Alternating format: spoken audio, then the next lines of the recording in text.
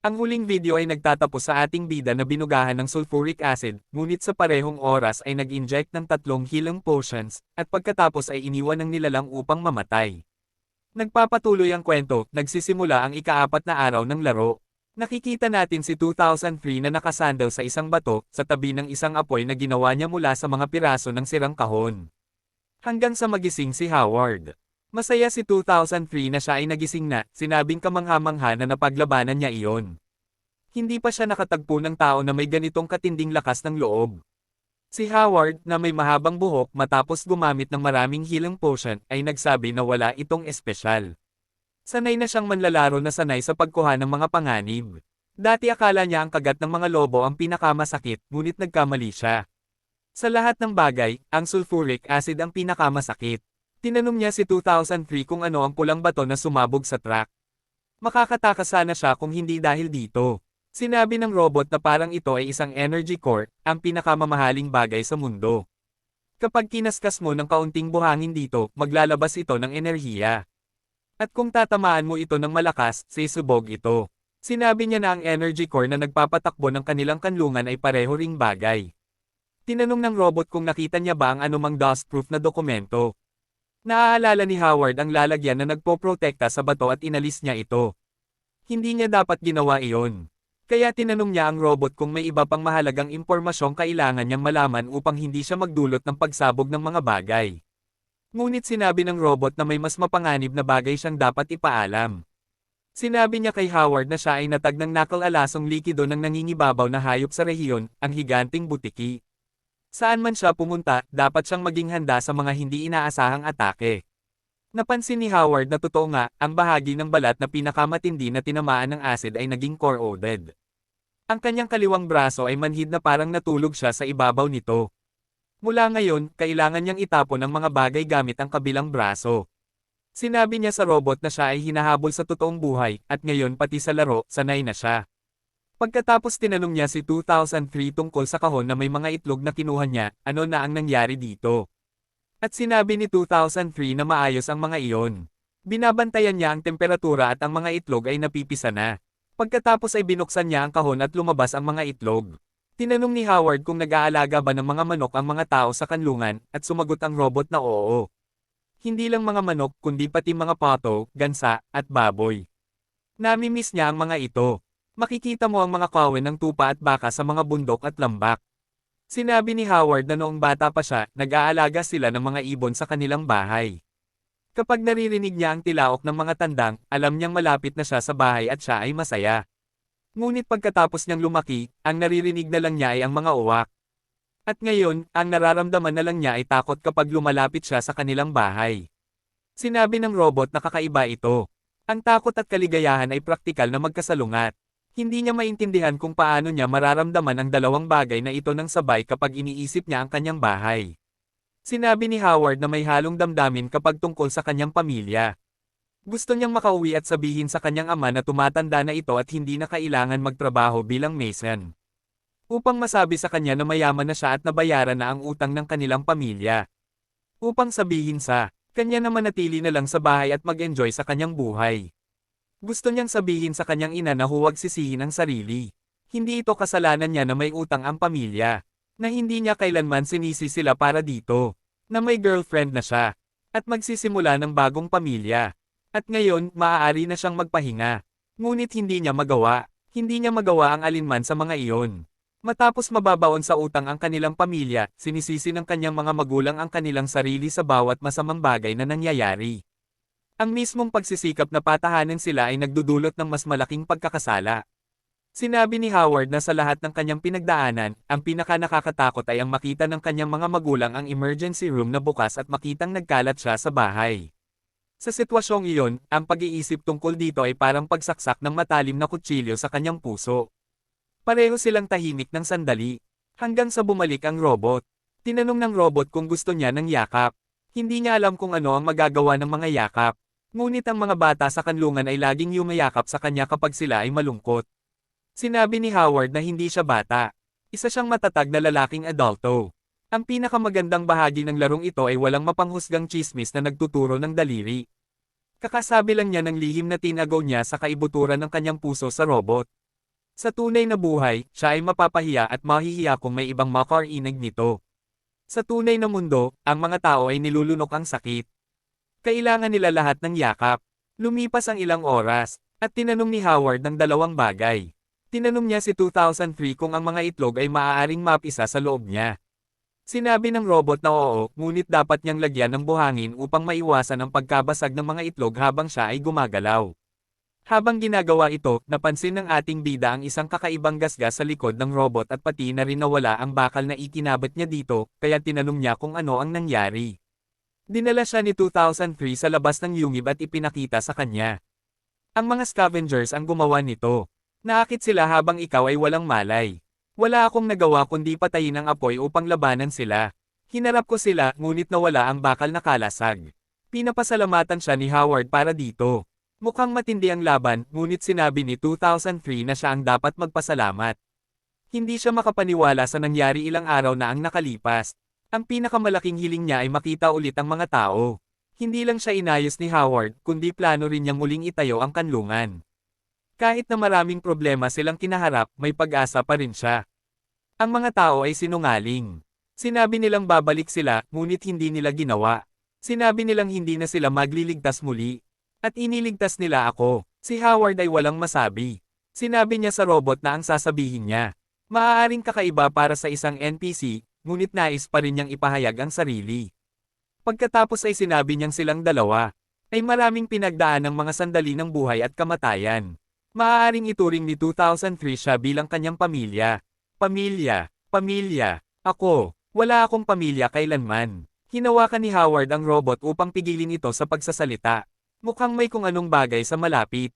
Isa itong higanteng berdeng gorilla, ang parehong nakipaglaban kay Howard noong unang araw ng larong ito. Sinabi ni 2003 na ang mga higanteng unggoy na ito ay naaakit sa tunog. Marahil naakit siya ng pagsabog. Nagtataka si Howard na may isa pang nangingibabaw na halimaw sa rehiyong ito. At tinanong niya ang robot kung ano ang mangyayari kung magkita ang dalawa, at sinabi ng robot na magkakaroon ng laban. Sinabi ng ating bida na maganda ang strategiya na pabagsakin sila ng sabay, ngunit kailangan nilang mag-ingat. Pagkatapos tinanong niya kung may energy core na katulad ng pulang bato sa kanilang kanlungan. Sinabi ni 2003, oo, ang energy core sa kanlungan ay napakalaki. Kasing lakas ito ng isang nuclear na sandata. Si Howard na may mahabang buhok na ngayon ay nagsabing gagawa sila ng plano upang lutisin ang lahat ng problema ng sabay-sabay. Lumipas ang ilang oras at bumalik sila sa silungan. Ang mga mutant na agila ay lumilipad sa ibabaw ng lugar. Napansin ni Howard na isa sa mga ito ay patay sa mismong pintuan ng silungan. Habang papalapit siya sa pintuan, nakita niya hindi lang iyon, kundi ang pugad sa itaas ng silungan ay nasusunog din. Ngunit sa sandaling iyon, isang palaso ang biglang lumipad mula sa kung saan. Tumama ito sa dingding sa tabi ng ating bida at pagkatapos ay sumabog, tinatapon si Howard ng ilang metro palayo. Lumabas si Sharon Yang, ang bumaril ng palaso. Nasa loob na ng silungan, sinabi niyang wala siya ng 2 araw. Akala niya nagkaroon ng aksidente kaya kailangan niyang gumawa ng paraan para protektahan ang sarili.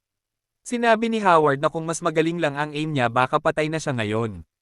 At tinanong kung siya ba ang nagsunog ng pugad at pumatay sa halimaw sa labas. Sabi niya oo, maraming nangyari. Ang mga higanteng agila ay umiikot sa ibabaw ng silungan at napansin niya na ito ay dahil sa pugad. At pagkatapos magbasa tungkol sa energy core, naisip niya na kaya niyang putulin ang mga ito sa maliliit na piraso gamit ang mga gamit sa silungan, at pagkatapos ay gamitin ang mga piraso na iyon para patayin ang mga nilalang na iyon. Sinabi niyang nagkaroon siya ng aralin sa pag-archery noong bata pa siya, ngunit kinakabahan siya sa pagbaril. Inamin ni Howard na kahit na ilang beses na silang nag-away, napabago niya ang isip niya. Mas matalino siya at hiningi na gumawa siya ng mga maliliit na bomba dahil kailangan niyang umalis agad. Ngunit hinawakan ng babae ang braso niya at nakiusap na manatili siya ng ilang araw. Sinabi niyang nakahanap siya ng ilang mahahalagang bakas tungkol sa kung saan maaaring nagpunta ang mga tao roon. Sinabi ni Howard na kailangan niyang umalis dahil may butiki na kasing laki ng truck na tinandaan siya, at ngayon ay hinahanap siya kahit saan siya magpunta. Sinabi niya na pag-usapan na lang ang mga teorya niya pagkatapos niyang harapin ang butiki. Si 2003, na nakikinig lang, ay nagsabing kailangan niyang mag-recharge. Kailangan kunin ni Howard ang mga itlog mula sa kanya. Sinabi ni Howard sa babae na nakakita sila ng mga fertilized na itlog na mapipisa, at hiningi niyang dalhin niya ang mga itlog na ito sa incubation shed ng silungan at alagaan ito. Sinabi niyang oo, at sa sandaling iyon, nagbago ang kanyang ugali. Ipinusod niya ang kanyang buhok, sinasabing mahal niya ang mga hayop, at dapat niyang iwan ang mga ito sa kanya. Napansin ni Howard na parang iba siya, at tinanong kung may nangyari sa kanya. Sinabi ng babae na hirap lang siyang matulog, wala namang malaki, at umatras si Howard. Sumikat ang araw, hinangaan ni Howard ang gawa ni Sharon. Nakarami siyang sibat na may kasamang mga bomba, ngayon ay may totoong sandata na siya. Tinanong niya si 2003 kung may nakita na ito. Sinabi ng robot na wala pang natuklasan. Pagkatapos, nagkomento si Howard tungkol sa hindi nabanggit ng robot na may radar ito, at sumagot si 2003 na hindi niya rin alam na may radar siya. Kaya maaaring maging kapaki-pakinabang. Ang radar na ito ay gumagamit ng maraming enerhiya at gumagana lang sa maliit na lugar. Dinisenyo ito para matulungan ang mga tao na mahanap ang nawawala nilang mga gamit. Sa sandaling iyon, isang lindol ang yumanig sa buong silungan. May sumabog, nawalan ng kuryente, at iniisip ni Howard kung nahanap na sila ng butiki, ngunit sinabi ni 2003 na wala siyang nakita sa radar. Pagkatapos ay dumating si Sharon tumatakbo, sinasabing huwag magpanik. Kasalanan niya iyon. May energy leak sa kwarto ng pagbuo ng kuryente. Wala siyang maling ginawa, bigla na lang nagka-malfunction. Naalala agad ni 2003 ang mga itlog. Mapipinsala ang mga ito nang wala sa kuryente. Ngunit habang sinusubukan nilang iligtas ang mga itlog, napansin nilang nakaharang ang daan dahil sa pagsabog. Kinailangan nilang linisin ito. Pagkatapos ng ilang oras, nakapasok sila sa kwarto ng mga itlog, ngunit isa lang ang may berdeng ilaw. Nagmadaling pumasok si Sharon, sinasabing naayos na ang sistema ng kuryente, at tinanong tungkol sa mga itlog. Sinabi ni Howard na isa lang ang maaaring mapisa. Ang iba ay patay na. Humingi siya ng paumanhin at nangako na hindi na niya pakikialaman ang Energy Core muli. Tinitigan ni 2003 ang natitirang itlog. Napansin ni Howard ang pag-aalala ng robot para sa itlog, kaya sinabi niyang kunin ang huling itlog. Sinabi ni Sharon na maghintay. Isa lang ang natirang itlog, delikado itong iwan sa robot. Maliit lang na aksidente iyon. Nangako siyang aalagaan ito ng mabuti, ilagay lang sa incubator. Sinabi ni Howard na kung talagang mahal niya ang mga hayop, bibigyan pa niya ito ng iba sa hinaharap. Ngunit ang huling itlog ay mas mabuti sa mga kamay ni 2003, dahil para sa kanya, hindi lang ito isang itlog, ito ay pag-asa. Ang babae ay kumuyam ng ngipin. At sa pagkakataong ito, hindi niya napigilan. Sumigaw siya, tinatanong kung kailan titigil si Howard sa larong ito. Hindi ba niya napapansin na kakaiba ang pagkakaroon ng emosyonal na ugnayan sa robot? Sinabi ni Howard na nakakalungkot. Talagang akala niya nagkaroon na sila ng pagkakatulad. Nagpakitang muli ang radar ni 2003. Ang higanting butiki ay malapit sa silungan. Agad itong binalaan ni Howard na manatili sa loob ng silungan. Kung lalabas ito, maaaring mabasag ang itlog. Hindi, ikaw ang pamilya ko. Sinabi ni Howard na, sige, ngunit kailangang mag-ingat, at pareho silang lumabas. Nakita ni Sharon na baliw na tinawag siyang pamilya ng robot, at pagkapag-isa, bumalik ang mga boses sa kanyang ulo. Saan ka pupunta, Sharon? Lagi kitang sasamahan. Sa labas, naghahanda si Howard at 2003 para sa laban. Ang higanting mutant na butiki ay sumugod sa kanila ng buong bilis. Sinabi ni Howard na tumakbo sa kabaligtaran direksyon upang hindi madamay ang silungan sa labanan. Hinabol sila ng higanting mutant na butiki sa mga bato. Napansin ni Howard na matalino ang hayop, hindi ito sumusunod ng direkta mula sa likuran, ngunit parang iba ito ngayon. Ibinato niya ang vial na may piraso ng energy core. Ngunit tila sumablay. Malakas ang pagsabog, ngunit sa likod ng tuka. Sinabi ni 2003 na malayo pa, ngunit sinabi ni Howard na sadya iyon. Iyon ay upang maantala ang halimaw dahil kung nasa pagitan nila, masasaktan din sila ng pagsabog. Ngunit sinabi ni 2003 na hindi nakatulong dahil patuloy pa rin silang hinahabol ng halimaw. Habang papalapit ito, mas mahirap patayin ito. Tinanong ni 2003 kung ano ang dapat gawin, at sumagot si Howard na gumawa ng ingay, at nagsimulang maghagis ng mas maraming vial at lumikha ng mas maraming pagsabog. Sa malayo, napansin ng isang buwiter ang kaguluhan. Ang kinakaing dagat, na pinakadelikadong lugar sa mundo, ay nasa Syra. Sinusubukan ng higanting butiki na makalapit sa kanila, ngunit huli na. Sinabi ni Howard na mayroon pa siyang granada. Ito ang kanyang huling baraha. Sinabi niya sa robot na magpatuloy, ngunit sa sandaling iyon, napilitang huminto sila. Lumitaw ang isang berdeng higanteng gorilla na may isang mata at nasa harapan nila. Hindi natatakot si Howard at sinabing huli na.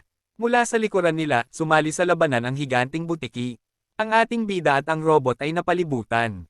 Sinabi ni Howard na tingnan ang bundok sa kanan nila. Tuyo ito at tila marupok. Sinabihan niya ang robot na sundan siya. Ang dalawang hayop ay umuungal habang itinatapon ni Howard ang kanyang sibat, sinasabihan ang robot na tumakbo.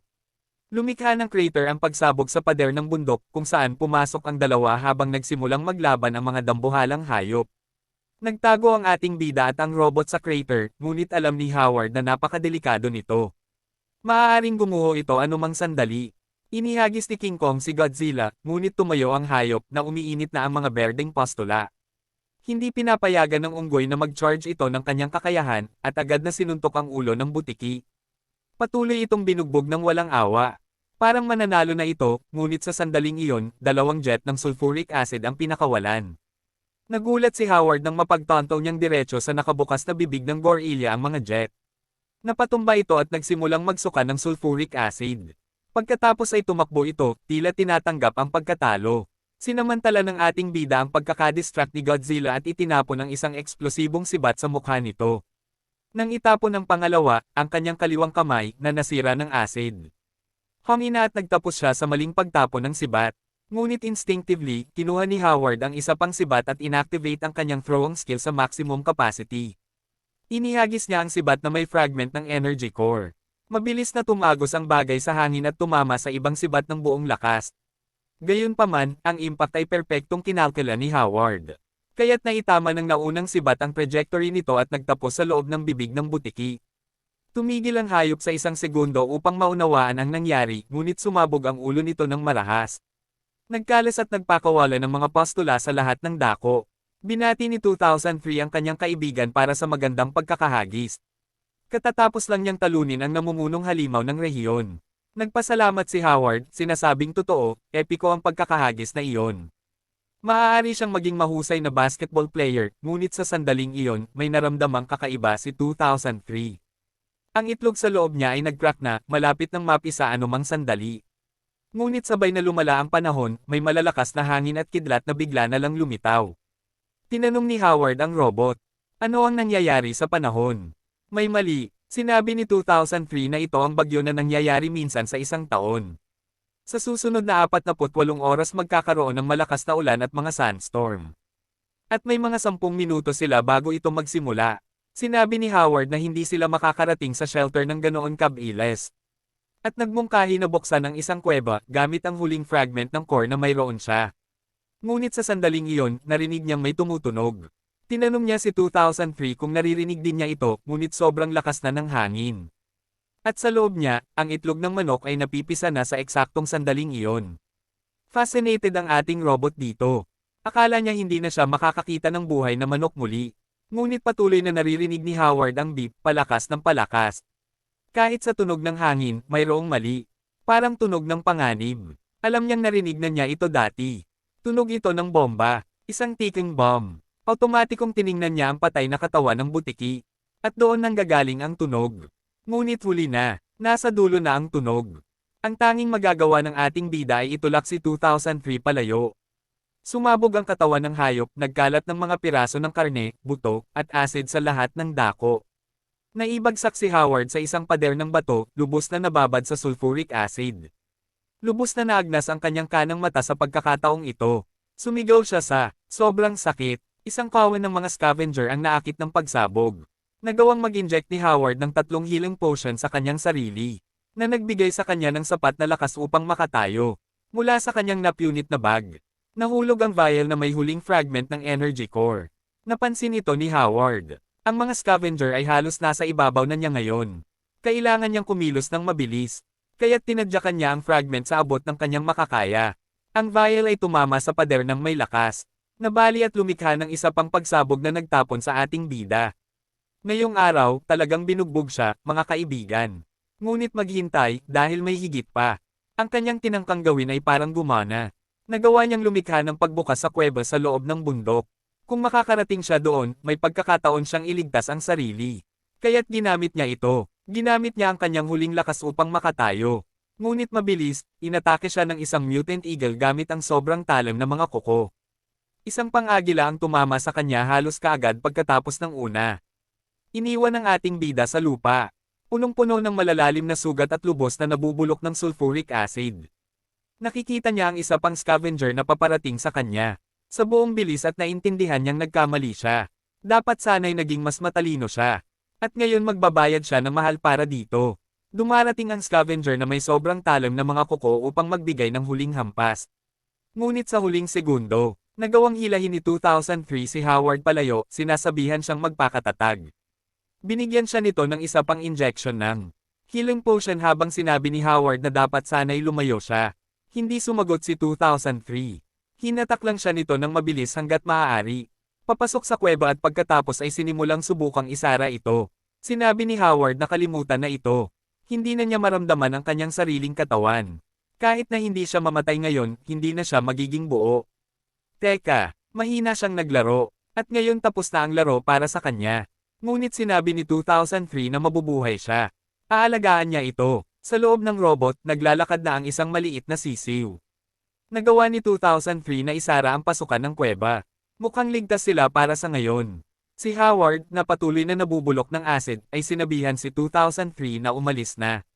May kamanghamanghang backstory ang larong ito. Natutuwa siyang maiiwan niya ang sisiw para mabuhay.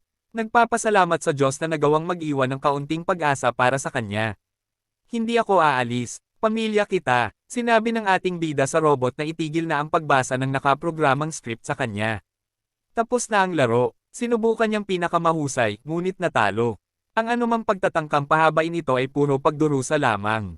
Hindi interesado ang mga ibon sa isang piraso ng metal kaya makakaalis siya doon kasama ang sisiw. Ngunit siya mismo ay tila nakatakdang mamatay na. Ngayon gigising siya sa tunay na mundo at haharapin ang kanyang kapalaran. Sa sandaling iyon, isang higanting tuko ang bomb-ute sa pasukan ng kuweba. Sinubukang pumasok ang mga scavenger. Tumayo si 2003 sa harap, sinasabing maaari niyang ialok ang kaligtasan.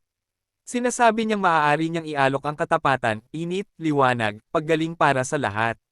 Napagtanto ni Howard na inuulit ng robot ang mga salitang minsan niyang sinabi. Isang higanting tuko ang bomb-ute sa katawan ni 2003. Pinanood ni Howard ang eksena, walang magawa. May malaking butas sa gitna ng katawan ni 2003. At ang pinakamasama, ang maliit na sisiw, na kanyang pag-asa, ay napatay. Ngunit patuloy pa rin ang robot, ginagamit ang katawan nito upang protektahan ang pasukan ng kuweba.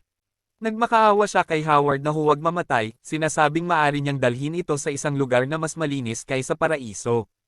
At pagkatapos, ang tuko ay tumusok sa ulo nito, tinatanggal ang visor ni 2003. Patuloy ang pagtuka, tuluyang nabutas ang katawan ng robot. Unti-unting nawala ng malay si Howard. Ang huling nakita niya bago mawala ng malay ay ang wasak na katawan ni 2003, na patuloy na binabantayan ang pasukan ng Yungib. Nagsisimula ang ika-6 na araw ng laro. Oo, mga kaibigan, ika-6 na araw pa lang ng laro at halos 3 beses nang namatay ang ating bida. Gayunpaman, buhay pa rin siya. Nakikita natin si 2003 na halos bumagsak na, hinihila ang katawan nito sa isang desyertong natatakpan ng ulap. Nagising si Howard at iniisip kung ito na ba ang katapusan ng mundo. Sinabi ng sugatang robot na ito ang mundo pagkatapos ng isang bagyong buhangin. Natakot ang mga scavenger dahil sa bagyo, kaya't nakaligtas siya. Gumagana pa rin ang kanyang radar. Bago siya mamatay, ibabalik niya si Howard sa kanlungan. Sinabi ni Howard na hindi niya maramdaman ang kahit anong bahagi ng kanyang katawan, tinanong kung siya ba'y paralisado. Ngunit sumagot ang robot na masyado siyang nakakuha ng mga pampagaling na iniksyon. Kapag nawala na ang pampamanhid, babalik siya sa normal. Sinabi ng ating bida na kapag muli siyang makakagalaw, aayusin niya ang robot. At talagang kailangan niya iyon. Halos bumagsak na ang maliit na robot. Isa na lang ang natitirang braso niya. Halos wala na ang kanyang ulo. Ang katawan niya ay puno ng butas at mga cable. Kaunti na lang, itatapon na siya. Ngunit, nagawa pa ring magsalita ni 2003. Tinanong niya si Howard kung paano niya muling itatayo ang kanlungan, pakiusap sabihin sa kanya. Huminga ng malalim si Howard at sumang-ayon sa hiling ng robot. Sinabi niyang una niyang papatagan ang daan patungo sa kanlungan. Maglalagay siya ng semento rito at tatapusin ito. Mag-aalaga siya ng mga punong poplar sa magkabilang gilid. Ang mga ito ay matataas at tuwid. Sa kaliwang bahagi ng kanlungan, nais niyang magtanim ng trigo. Maaring magtanim din ng soybeans at mais. Sa kanang bahagi, magtatanim siya ng mga bulaklak ng rapeseed. Kapag dumating ang tagsibol, mamumulaklak ang mga ito at lilikha ng magandang tanawin. Sa dulo ng daan, magtatanim siya ng isang malaking puno upang sa tuwing aalis siya, makikita niya ito. Kapag siya'y naliligaw at nalilito, kapag hindi na niya alam kung saan pupunta. Sa sandaling iyon, makikita natin ang mga alaala ng kanyang pakikibaka, marahil matapos iwan ang tahanan at magsimula ng buhay mag-isa sa bagong lungsod. Patuloy niyang sinasabing sa mga sandaling iyon, hihinto siya at titingin pabalik. Ang puno ay laging nandyan para sa kanya. Ang parehong puno mula nang simulan niya ang kanyang paglalakbay. Sinabi ni 2003 na maganda iyon. Sa punong iyon, hindi na maliligaw ang mga tao. Sinabi niyang matagal na siyang nawawala, sa wakas natagpuan nila ang kanlungan. Binanggit ni 2003 na may nadetekta siyang hadlang bago ang pasukan, kaya binitawan niya ang katawan ni Howard upang tuklasin kung ano ito. Nagsimulang maglakad patungo sa hadlang na iyon, at si Howard ay lumingon. Pagkatapos nakita niya ito, talagang mayroong isang bagay na humahadlang. Isa itong babala mula kay Sharon na pinuno niya ang lugar ng mga landmine. Kailangan nilang pumunta sa ibang ruta. Agad na sumigaw si Howard kay 2003 na lumayo roon. Ang maliit na robot, wala nang mga kakayanan makita ang paligid. Ang display upang tukuyin ang mensahe ay sumabog ng malakas. Si Howard ay tinapon muli. Sinubukan niyang bumangon, ngunit siya'y masyadong mahina. Nagliparan ang mga piraso ng robot. Ang disk na may nakasulat na 2003 ay bumagsak mismo sa harap ni Howard na nagtatanong kung bakit. Bakit kailangang maging napakalupit ng mundo sa kanya? Iniabot niya ang kanyang kamay upang hawakan ang disk, ngunit sa sandaling iyon, may isang kamay na kumuha ng bagay. Si Sharon Yang, na may malalaking mata, ay hinablot ang metal disk mula sa kamay ng ating bida. Nagalit siya, ngunit wala siyang magawa kundi panoorin ang babae habang tumatakbo. Habang nawawalan muli ng malay. Nagpapatuloy ang kwento, at ngayon ay nasa ika-8 araw na tayo ng laro. Ang ating bida ay nawalan ng malay ng 2 araw. Bigla siyang nagising sa isang silid, may tubig at tuyong karne na naghihintay sa kanya. Dahil sa gutom at walang pagkain o inumin ng halos 4 na araw. Agad niyang ininom ang tubig nang hindi nag-iisip ng mabuti. Ngunit agad niyang naalala ang nangyari. Sharon Yang. Sinimulan niyang isigaw ang kanyang pangalan, lumabas ng silid na tinatawag siya, hinihiling na magpakita. Nagtatanong kung bakit siya laban sa kanya at humihingi ng paliwanag. Samantala, nakikita natin si Sharon na kinakabahan habang hawak ang isang screwdriver. Natagpuan siya ni Howard, ngunit bago siya makapagsalita. Hindi maintindihan ng ating bida. Pagbawi ng memorya ng sistema. Si 2003, kasing bago ng dati, ay nasa harap niya. Hindi lang may 2 braso, kundi pati 2 gulong. Nabalik ang kanyang alaala at tinanong kung ano ang nangyari. Nagtataka si Howard kung paano ito posible. Ipinaliwanag ni Sharon na ang metallic ring ang central controller ng robot. Hanggat buo ang controller na ito, ang robot ay maaaring ayusin. Namangha si 2003 sa katotohanang mayroon na siyang mga kamay at malinis na siya ng buo. Lahat ng bahagi niya ay bago mula sa loob hanggang sa labas. Bukod pa rito, nakatanggap siya ng mga upgrade tulad ng isang combat system at ang pinakamahusay na bahagi, isang sistema ng pagluluto ng kanin. Hindi siya makapaniwala na pagkatapos ng lahat ng ito, naging isang elite robot na siya.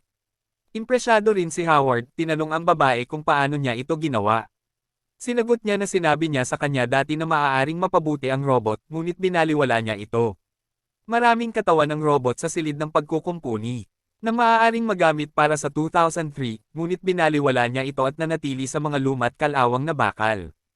Patuloy siya, sinasabing ayaw niyang pakinggan ang anumang sinasabi niya. Mas madali para sa kanya na ibuhos ang kanyang galit sa kanya.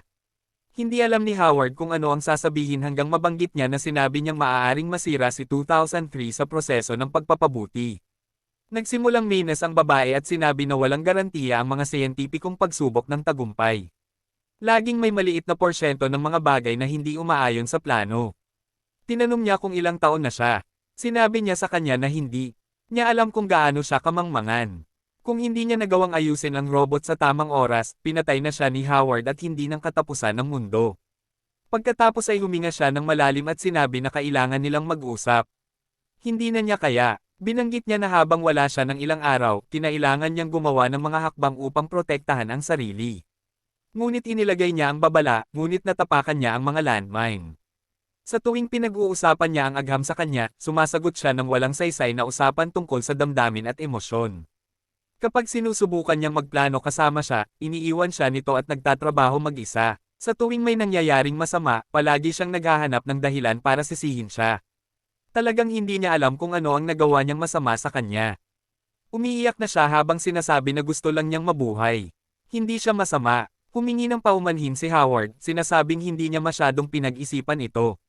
Ngunit umalis ang babae na umiiyak, sinasabi sa kanya na hindi sapat ang simpleng pag-charge para matugunan ang pangangailangan ng robot. Tanging ang energy core lamang ang gagana.